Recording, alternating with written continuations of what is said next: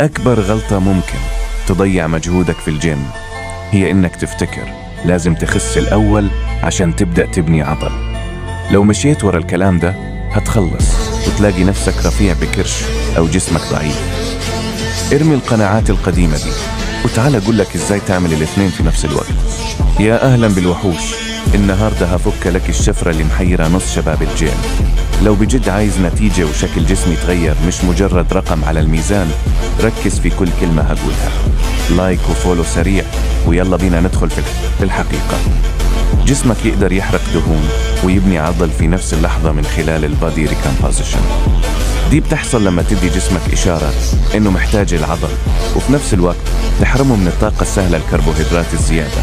الطريقة: شيل حديد بجد وبأوزان تقيلة ترهق العضلة، وزود بروتينك لدرجة تشبعك وقلل الكربوهيدرات والسكر.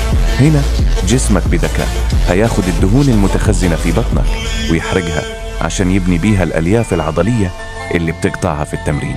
يعني من الآخر الكرش ده هو البنزين اللي هيطلع لك عضلاتك. استغله بدل ما تضيعه في المشي على المشاية زي الهامستر وتطلع في الآخر ما عندكش كتف. الخلاصة: اتمرن حديد بقوة، كل بروتين، واصبر على جسمك وهتشوف بطل في المراية.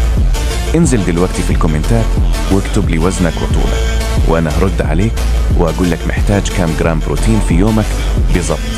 ومن شن لصاحبك التايه وقوله بدأنا فورمة بجد. سلام يا وحوش.